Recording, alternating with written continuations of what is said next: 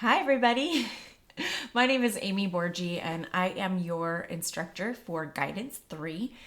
This is the summer term, and I think we're doing the 8-week class here. So this is exciting because last summer I taught the 6-week, and it was so fast. So the 8-week class, at least we have a little bit of breathing room compared to a 6-week class. But even so, summer classes are really, you take this huge 18-week class and you smush it down into 8 weeks. It's going to be a pretty busy time. So I just want to warn you that this class is going to take up a significant portion of your life while you're taking it. So for 8 weeks, you're going to be really busy. And if you're taking 2 summer courses, I really want you to take a look at your schedule and make sure that you have time to do both courses. My course takes about 9-10 hours a week in order to, get everything done. And so some weeks, I may give you an assignment, and if you don't start working on it that week, you may have a really, really messed up week a couple weeks from then when it's actually due. So my advice to you is to follow the syllabus, make sure that you are working on projects as you go and not just waiting to the last minute, because there's certain projects that are rather large that will kind of mess you up if you leave them to the last minute. You may notice I have some cats cruising around. This is their house, so they just kind of do their thing in the background. And the ones that are here right now, I have a little black one named Pantera, and then a gray one. She's kind of a bigger gray one, and she is Noelle. And Pantera is actually a Bengal cat, even though she's black. She just came out black. She's just, she's just a genetic anomaly for Bengal. But she actually is a Bengal cat. And then Noelle is part Russian blue and part domestic house cat. So she's like part, just a regular cat that you see on the street. And also this really cool gray, bluish gray colored cat that is its own breed, and they're from Russia. So those are my cats. They're cruising around. So we're going to go into, I guess, all the stuff that you need to know for the class, just what to expect. This is basically the course introduction, and I want to introduce you to the course and the concepts that we're going to be really working on during the course of this 8 weeks. So the first thing I want you to do is make sure that you get the books. You need to get the books right away. I did send out an email ahead of time, but I realized that maybe not all of you picked up your email, or maybe you didn't get that email. So if you didn't, you need to get your books today. And I strongly urge you to get the ebook, especially for the Career Fitness Program book, because you're going to need it right away to start doing your reading. The 7 Habits book as well, but I would say the Career Fitness Program is more important because most of your assignments are going to be out of that book. The 7 Habits is more of a supplemental textbook. And so I'm going to just start with that one since it's something that I actually have a physical copy of. The 7 Habits of Highly Effective Teens by Sean Covey. And you can get any publication, any version of this. Like there's a few different covers. One of them, this is the old cover. So this is I think the 1996 version. And then they came out with another one in like 2000 something. And that one has like a pair of headphones, like iPhone headphones, hanging out of his back pocket or something, or out of his jeans pocket. So it's kind of like, ooh, we've updated a little bit for the new times. But the concepts in this book are timeless. It doesn't matter what year it is. So that's why it doesn't matter if you have the older version or the newer version, because the information is absolutely the same in both books. They literally just changed the cover.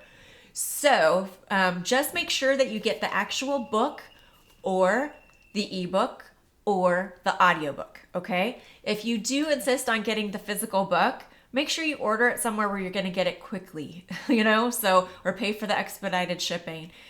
Your best bet is if you have Amazon Prime, you could probably do it that way and get it overnight, or get 2-day shipping on it, so that way you get it this week.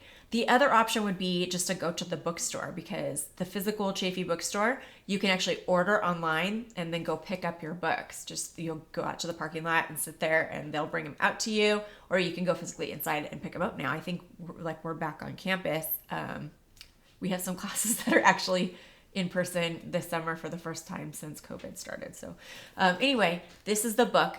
I do have some links in Canvas in, I think, the course introduction on how to purchase your books. And then also you'll notice there's an assignment that says purchasing your books. So you need to make sure that once you do purchase them, that you either take photos of the actual books or of your receipts or of your tracking information so I can see that it's on the way. I just want to know that you purchased the books, and the instructions, of course, are in that assignment. Okay, so our other book, I actually don't have a physical copy of the actual book because I use the ebook. I'm telling you, it's better. It's just better. So if you just take my advice, please get the ebook. But I do have the actual book.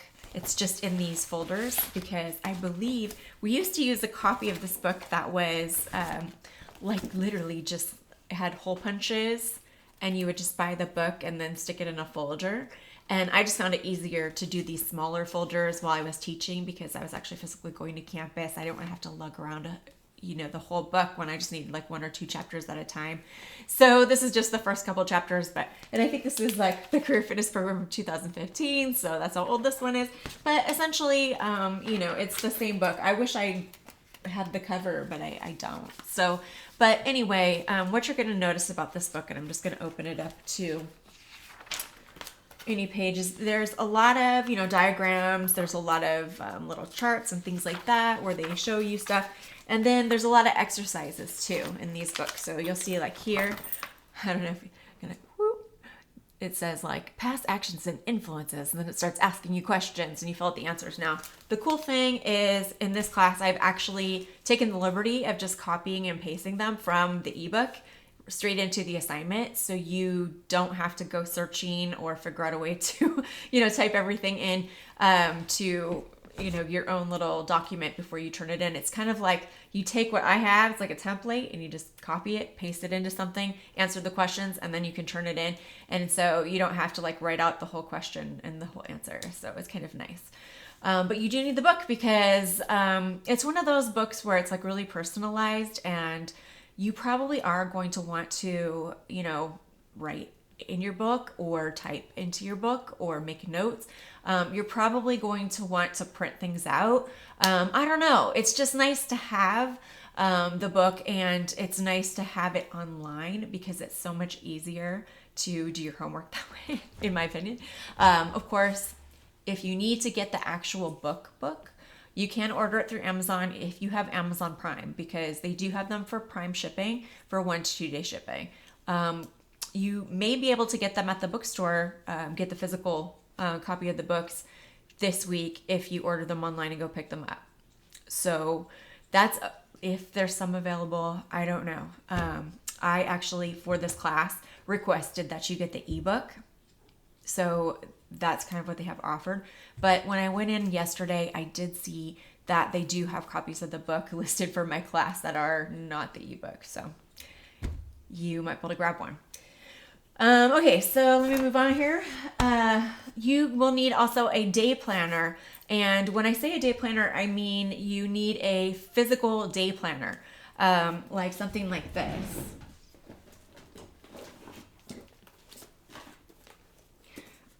Okay, so like about this size day planner, okay? So, and inside the day planner, you want it to be either, and it can be any day planner. It doesn't matter. You can choose a little tiny one or a big one or whatever you want. But as long as it is something that you can actually use a pen and write in, that's what we're looking for. No digital planners, only physical, actual, real, you can see, touch, feel, write in day planner. Any day planner is fine. They do have day planners. I think the cheapest ones I've seen are at the 99-cent store. They do have planners there. Walmart has them for like $1.99 and like $3. So that's pretty cheap too. We do have free day planners on campus, but because we've been kind of out of, I don't know if they even printed them this year because of COVID and everything. So I'm not going to say that they really, normally they do exist, but I'm not sure if they do. But if they do, I believe they're called, oh man, I can't. It's something like the Panther Handbook. Okay, so if they have the Panther Handbook, it would probably be at the bookstore. that's a good place. But they also usually carry them in the administrative office and in counseling. So if you find yourself on campus, you might want to grab a free one. But I'm more like, okay, I'm not going to go on campus just for a day planner. I'll probably just order mine from Walmart or hop over to the Dollar Tree and grab one there. Okay, so those are all fine. And when you turn in your books, you will also turn in your day planner at the same time. So it's part of the same assignment. So you'll show me, I have my books and I have my day planner. So if you have the physical books, you can literally just hold them up next to your face and be like, look, hi, I got them. And take a photo and send that to me. If you don't, then just send me the receipts, like pictures of the receipts is fine. Okay. So that's your first assignment that you need to do. And you got a lot of other assignments this week. All the assignments have all of the information that you need in them. To access assignments, you need to use the modules tab, okay? And I'll try to link in a video that shows you how to do that. It may not be Monday, but maybe on Tuesday I'll be able to do that. So what I'll do is I'll just show you how to access the modules section, which is really easy. Basically, you look on the left-hand side and you'll see there's a list of things that you can, click on. One of them is grades, by the way. So if you want to check your grade, you can click there. But there's also some other stuff too. So the one I want you to look at is modules. So click on modules, and what you'll see is you'll see a nice list of everything that exists in the class. And I want you to check that often because that is where you will be able to see everything all in one place. Otherwise, there's all these separate tabs. So there's a separate tab for assignments, there's a separate tab for grades, there's a separate tab for discussions. And when you look at the module view, all of the stuff for every week is just laid out week by week. So you'll see this week when you go in, there will be just a course introduction section, and then there will be a week 1 section. So in the course introduction section, it's just going to have stuff like the syllabus for the class and just stuff you need to know, like how to use the program Grammarly, which helps you with your grammar, spelling, and punctuation, because I do take that into account when I'm grading your stuff. So the modules view will tell you everything you need to know about the week, and you can see everything that's there. So you'll see, oh wow, there's chapter 1 stuff. Oh, there's a PowerPoint for chapter 1, that's there. Oh, there's an assignment for chapter 1. Oh, there's a discussion for chapter 1. Oh, there's chapter 2. Okay, chapter 2 has a PowerPoint. Okay, so you see what I'm saying? You get to see everything that's there. And if you just go to the home page, the home screen, you will see this video. And then underneath this video, you'll see there's week 1, week 2, week 3, week 4. If you click on those, what you're gonna get, my cats are going crazy, but what you're gonna get if you click on those is it's gonna take you to the first page for that week. So when you click on week 1, you should immediately see I have always a list of assignments and things that are due, and then what's due the following week. And so that way you can kind of go, okay, what do I need to complete this week? What reading do I have to do? It's all right there. Of course, it's also in your syllabus. So I would say always take a look at your syllabus. Make sure that you've done everything that's in the syllabus and that you've also looked at the module view in the assignment list so you can make sure that you've done everything there. If you do that, you will do fine.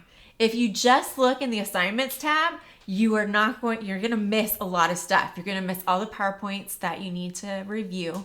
You're gonna miss all the discussions. You're gonna miss basically any other materials that I gave you, like videos that you need to look over and and watch.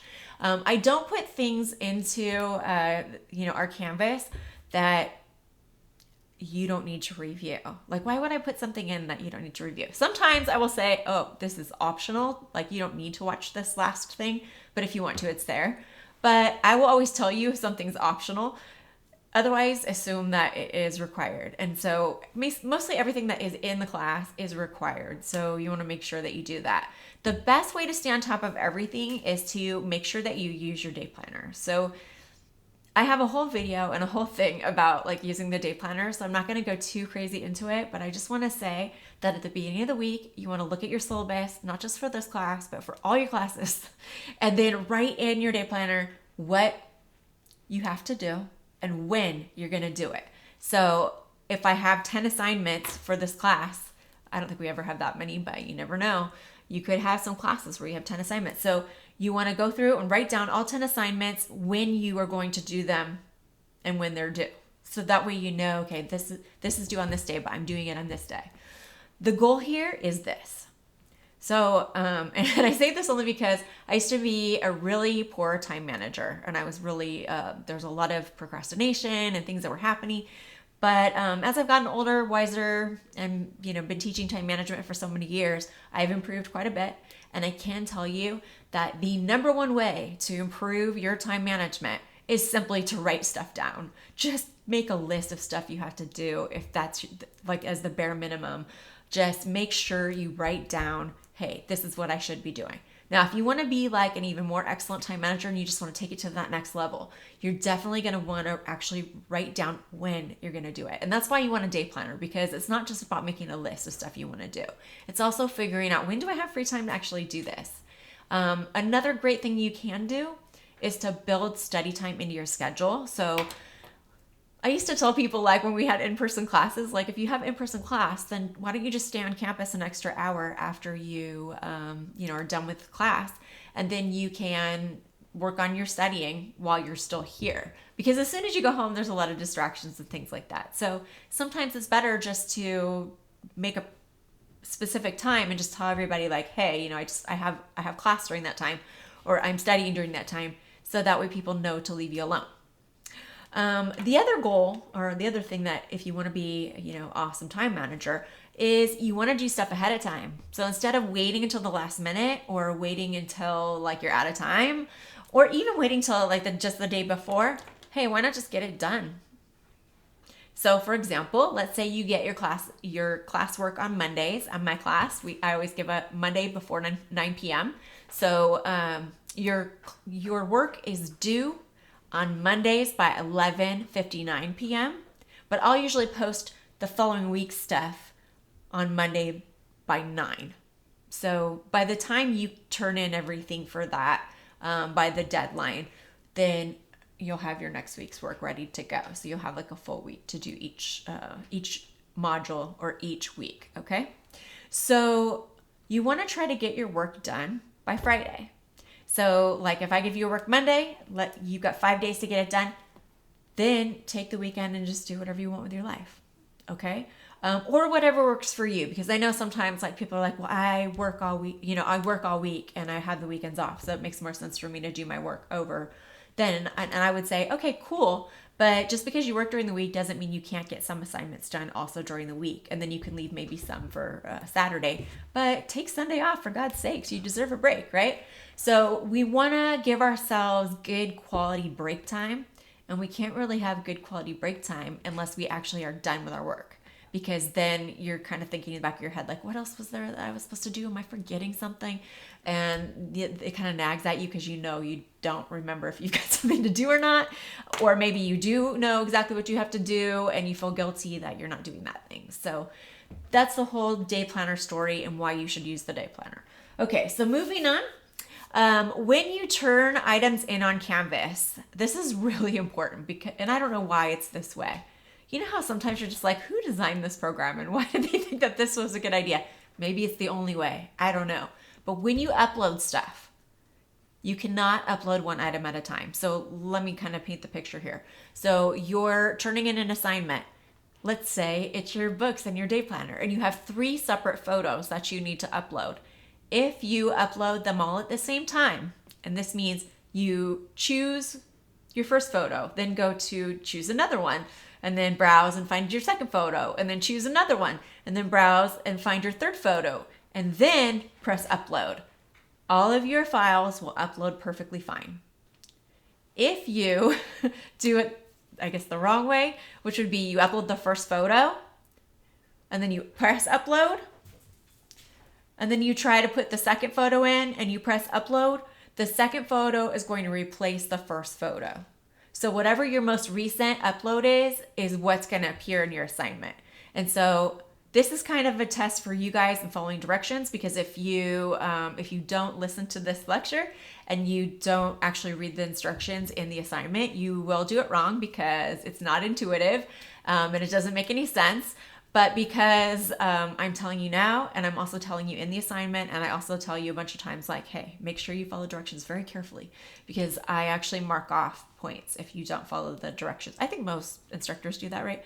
But I'm I'm definitely a stickler for that. So make sure that you follow the instructions, because that is how you're earning points. Because a lot of things in this class are not difficult, meaning like, oh, excuse me, just one sec. I still have a screensaver that pops on once in a while, so I forgot to disable that. I lost my train of thought, but that's okay. I'm just going to move on to the next thing, which is, I already did that. Oh, very important. So don't let Canvas time out while you are doing your work. And so what a lot of students do is, and I kind of encourage people to do this, is to either choose, I think it's Pages for Mac. Like if you have Mac, maybe you have Pages, which is like a word processing program. You might have Microsoft Word, Microsoft Office. So Microsoft Word, if you have a PC. I know I have a Mac and I still have Microsoft Word somehow. I got the Mac version.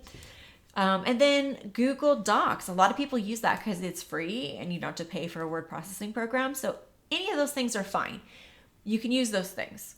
And but with Google Docs, you really got to be careful, because you're not allowed to use links to assignments in this class. And that's because in Canvas, it doesn't work half the time. It's even if you enable permissions, and trust me, we know how to do it. We do it all the time, right? But it doesn't work properly in Canvas without the proper plugin. And that plugin doesn't seem to work properly either. So I just kind of gave up and said, okay, if you're going to work in Google Docs, either convert it to a Word document if you're going to upload it, or just copy and paste the text into the actual assignment, and that works fine too. Okay. But let's say you're like, well, why do it in Google Docs then if I just have to type it into the assignment? This is why. So if you're working in Canvas and you're working in the text box in Canvas, or even in any of the other, if you wait too long, like let's say you have to go to the bathroom and you're working and you go to the bathroom and it takes a little longer than you expected, and then you run into your little brother on the way back to your computer and he tackles you and you start tickling him. Next thing you know, 10 minutes went by, you go back to your computer, and to your horror, everything that you've done is lost because Canvas timed out on you and it just shut down. Oh, I've had that happen to me so many times when I'm creating assignments and things like that. So be very careful. Canvas does time out. I'm not sure the exact timing. It kind of seems like it's about 7 to 10 minutes. Like if you're gone that long, that your assignment will shut itself. So that's why people do it in Google Docs, Microsoft Word, or Pages, and then either upload that assignment, or if you're in Google Docs, copy and paste it into the text box. Okay, so if it's just something fast, great. But I say do it in a word processor, so that way your work, it will probably stay saved, especially if you press save in Microsoft Word, because it doesn't save itself.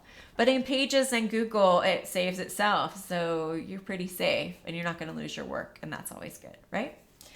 Okay, so you want to make sure that I would recommend using the Chrome browser. But you can use, I believe, also Firefox and Safari effectively.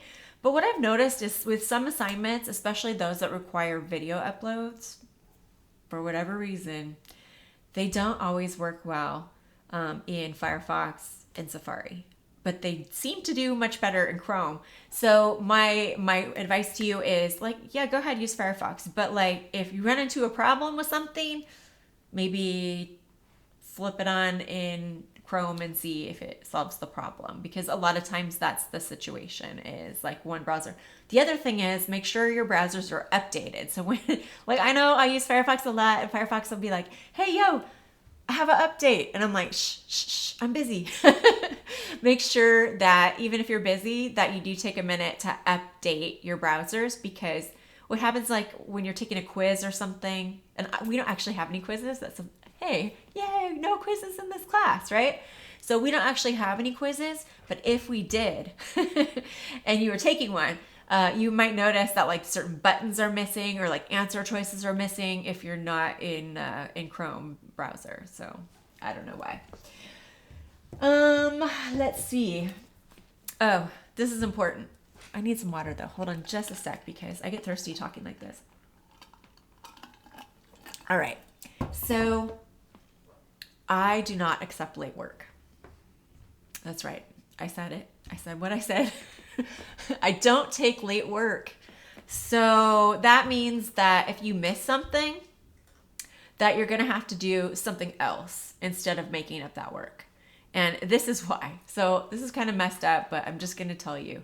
I've had a lot of students over the years that have tried to abuse my niceness because I'm a really nice teacher. I'm a very nice person.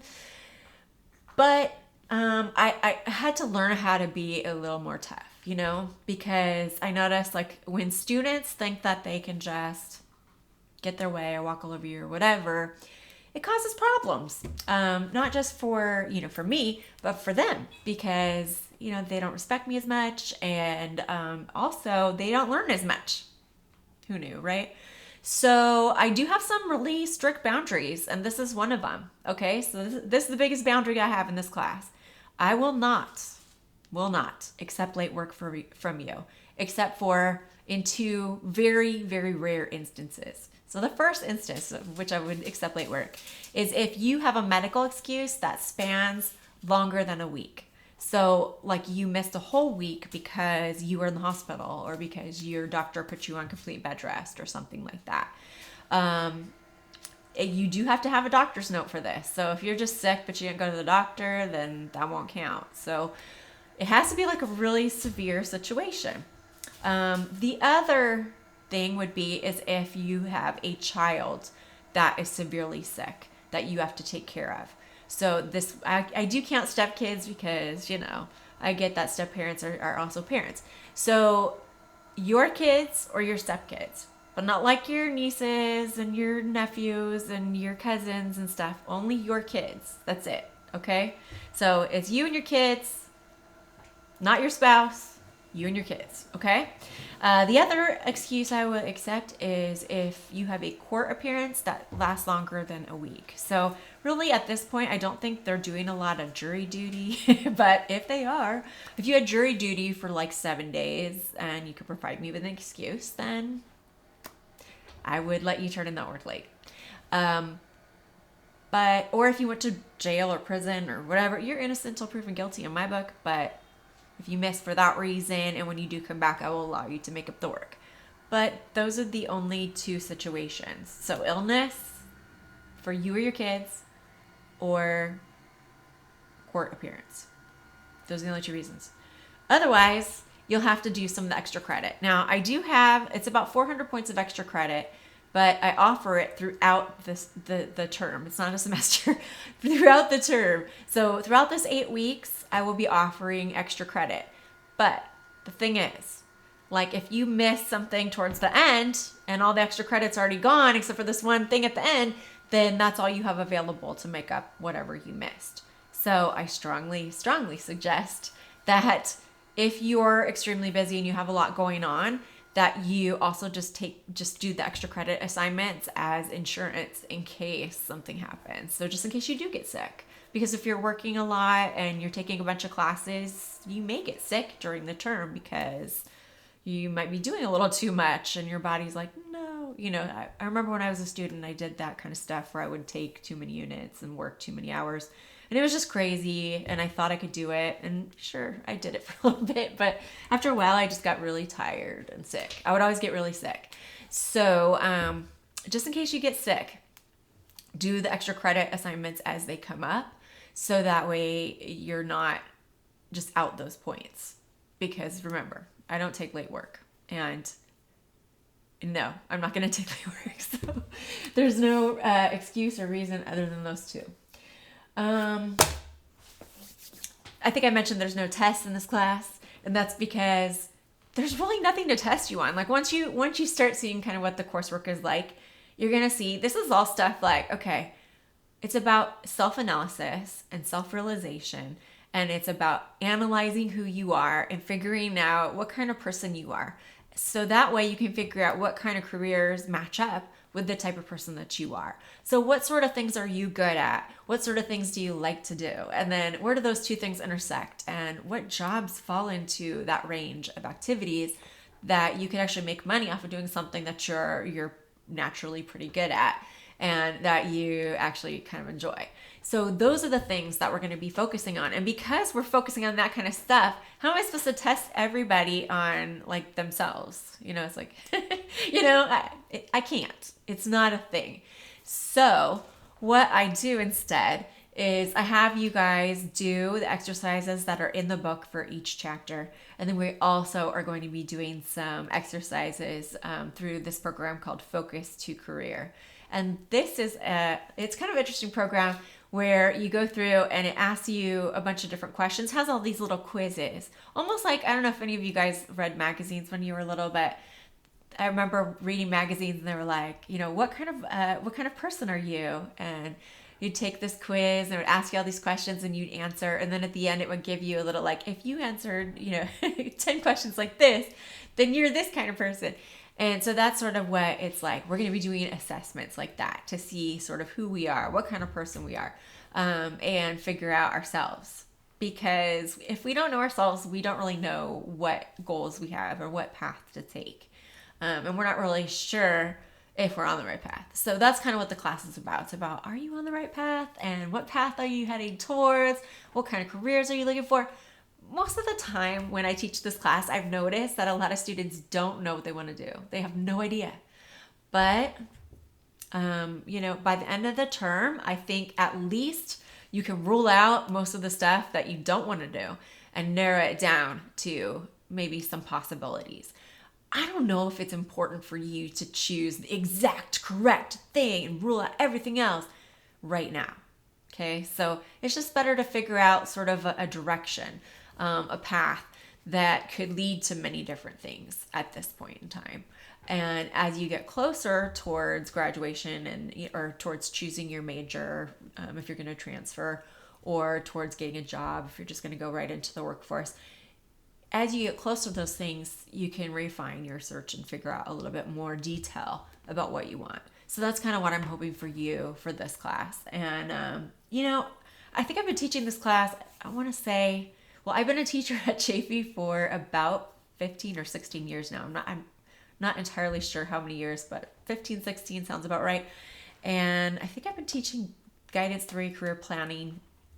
I think I started maybe my second year. So probably 14, 15 years I've been teaching this class. And it's funny, my stepdad used to teach this class too at Chaffee a while. Like, he actually got me this job. So it's kind of interesting. Networking or knowing people is probably the best way to find a position. So if you know someone in the field that you're going to be going into, that will really help you.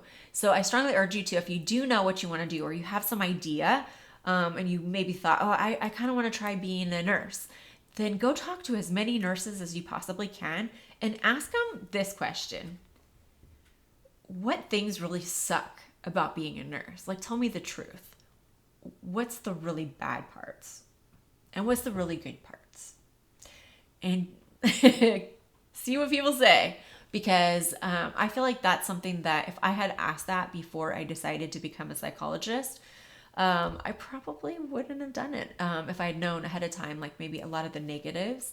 But I didn't really know anybody who was a psychologist before I became one. So I don't know. I like to think that because I made a lot of mistakes when I was kind of pursuing a career path, that as I've been teaching this class, like I can acknowledge that, oh gosh, I made this mistake, I made that mistake. So I kind of want to give you all the information that I can so you don't make the same stupid mistakes that I made. And trust me, I will be telling you about them as we go through the term, because I made a lot of mistakes when I was choosing my career path, and I did not take a class like this.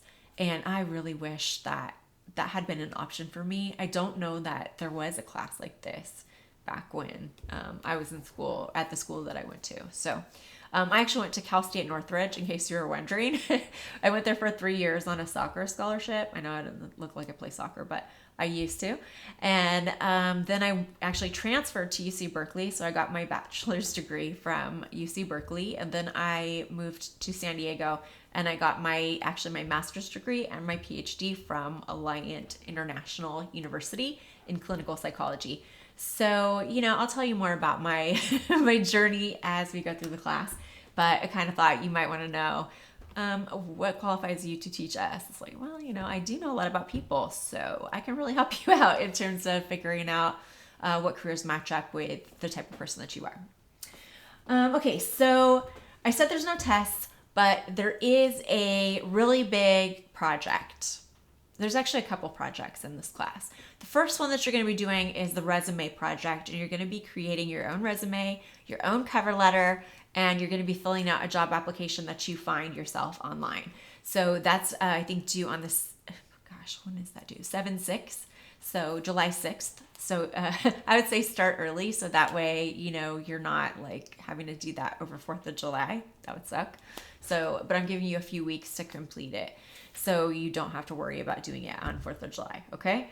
That actually is, I just want to tell you that I'm not giving you a ton of instruction on how to complete your resume and your cover letter and your job application, other than the instructions that come with the assignment. But if you look in chapter 10 in your book, there is a lot of information there as well. And I just kind of want you to try to do it yourself without my help, without me babying you and going, this is how you do the resume. Okay, I just want you to, you know what a resume is. You can look it up online. You figure it out. Go out, figure out how to do a resume, and give me your best resume. But please do not use a resume program. Like those websites where they're like, oh, we'll do your resume for you. Don't do those. The reason is they cost money. They all say they're free. Like if you're like, oh, but this one says it's free. No, they all say they're free. They're not free. They're free until you want to actually print your resume or download your resume, and then suddenly they want $50. And you already put all this time and effort into it. I told every student, please don't do that. But a lot of people just don't read the instructions or they don't listen. So they end up like kind of messed up because they can't, and of course you can't just copy and paste it. They make sure of that. So if that happens to you, I'm sorry. But luckily, if you're listening to this, it won't happen to you because you're going to follow the instructions and you're going to use Pages, you're going to use Microsoft Word, or you're going to use, what's the other one? Google Docs. All three of them have resume templates. And in the assignment, I show you how to use those templates, how to find them, and how to create your resume from them. So it's a lot easier. And then you have your resume and it belongs to you. You can print it out anytime you want. You can keep it for as many years as you want. You can go back in and change it as many times as you need to. And you can just keep updating it. And hopefully you'll be able to continue to do that until word processing is like no longer a thing.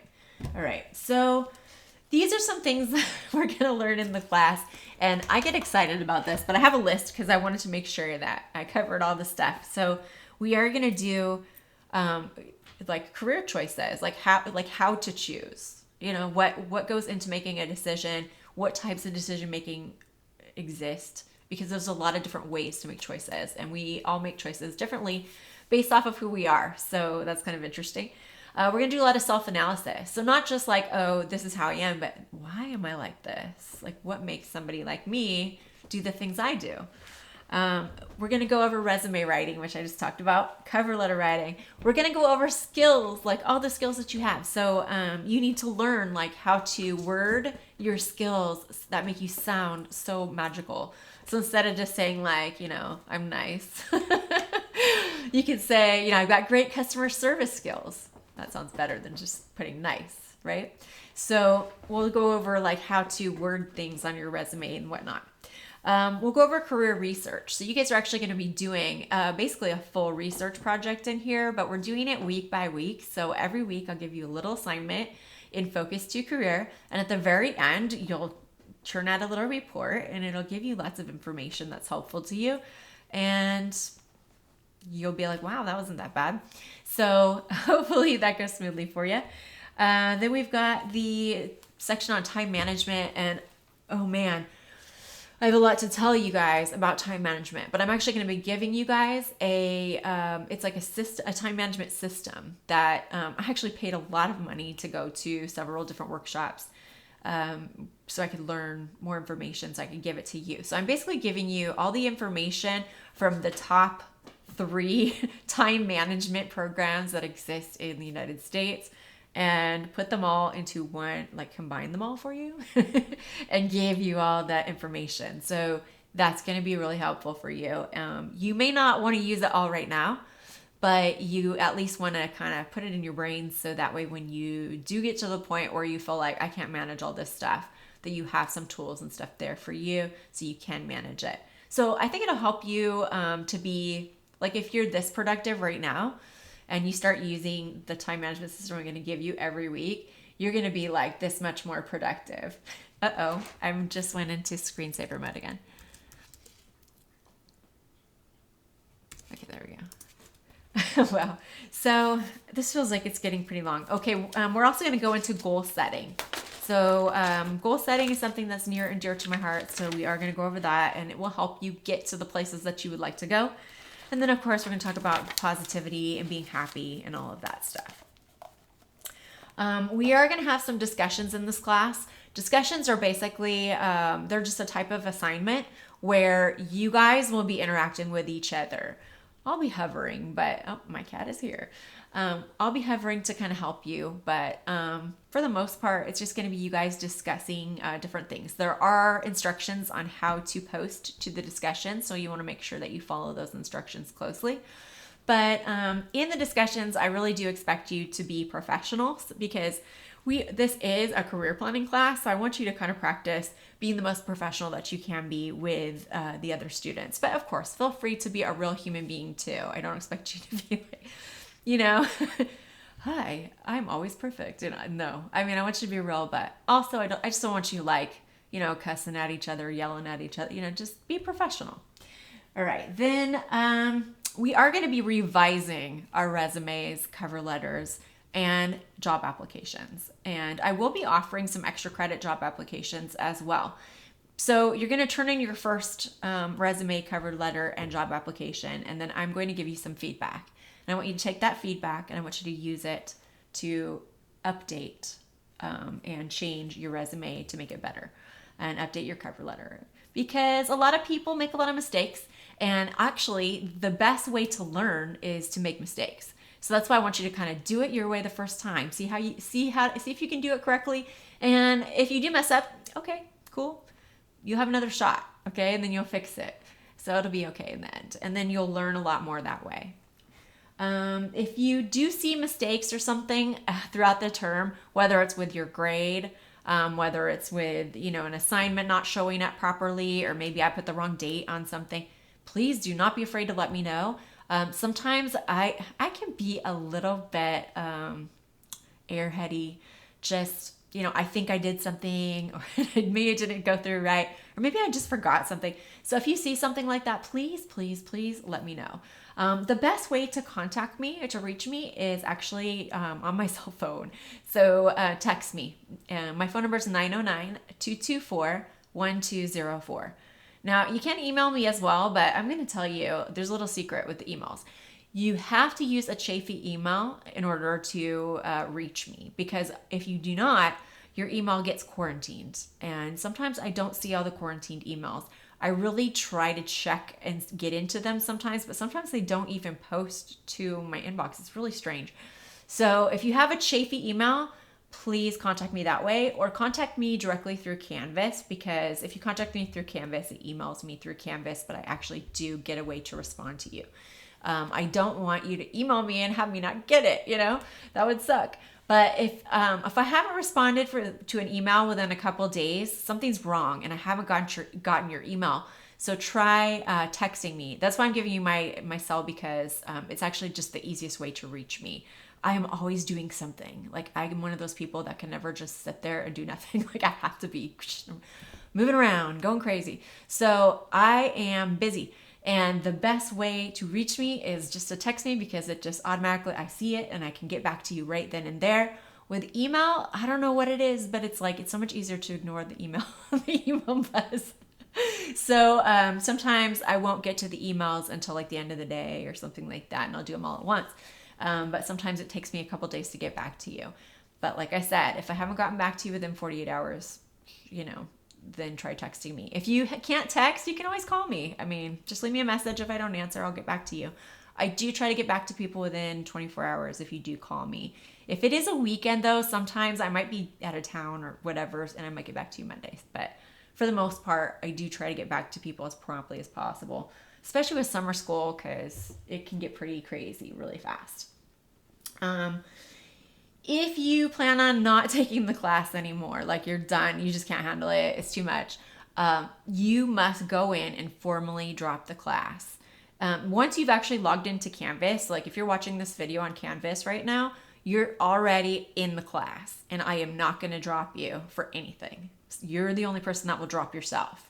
So if you decide you don't want to take the class, please drop. Because if you don't drop, you end up with an FW, and FWs are basically Fs. I mean, it says FW for fail to withdraw, but it just means like you got an F because you just stopped showing up, which actually can look pretty bad on a transcript to have a lot of those. Even if you retake the class, the FW will still stay on your transcript, and that, the new grade will replace the F in your GPA, but your potential college that's looking at your GPA will still see that you had a fail to withdraw. So please make sure that you drop the class officially in my Chafee view if you're not going to attend anymore. But if you feel like you're failing and that's why you're going to drop, please message me first before you drop the class, because a lot of times we get to the middle of the semester, you might be getting a D, but there's still so many assignments left that you can still pass. And if you come talk to me and I go over your grade and look at it, I'll tell you, hey, you need to drop, or hey, you should stick it out. Just do this, this, and this, and you'll be fine. Okay, so please don't just drop without talking to me about it, because I think a lot of people misjudge where they're at. Because they don't really look at the whole picture in terms of the point total. We have a really large amount of points in this class, and they're loaded like pretty half and half, like through the term. So, even if you are getting a D in the middle of the class, there's still enough points left that you can still pass with a C if you do well the second part of the class. But if you know you're just going to keep sucking and not doing well, then maybe you should drop. So, but let's talk about it first before you just get crazy and drop yourself. Then let's see. I am available for personal meetings if you need to meet with me for any reason. So some examples of reasons why students meet with me. They want to talk about their grade. They want to talk about their goals. They want to talk about their career path. See if they're on the right path. They're confused about something. They want to talk to me about their disability and figure out accommodations for themselves. They just want to chat with me because they are inspired by the class and they want to talk about the different topics. They just want to talk about a personal problem that's going on with them that's interfering with their ability to do well in school. They're not sure if they should drop the class or not. Okay, so these are all good reasons, and I'm here for any of it. You tell me why we're meeting, and we'll meet. I really enjoy meeting with students individually. I love talking to you guys. It doesn't have to be like an hour meeting. We could just meet for 15 minutes. We could meet for, probably 15 minutes is the minimum amount of time, because I need at least that amount of time to get anything done. But we could do 15 minutes. We could do half an hour, 45 minutes, an hour. Any of those are fine. The best way to set up a meeting with me is just to text me, and I'd be happy to fit you in. If you do have a disability and you are wondering, okay, how do I make sure that my accommodations are in place and what do I need for this class? You should text me. You should definitely set up a meeting with me. We just take 15 minutes and go over your accommodations, maybe talk about, what your goals are in the class and stuff, and make sure you're on the right path. I don't want anybody to feel like they're starting out and unsure. You know what I mean? So if you need some clarification, I'm here.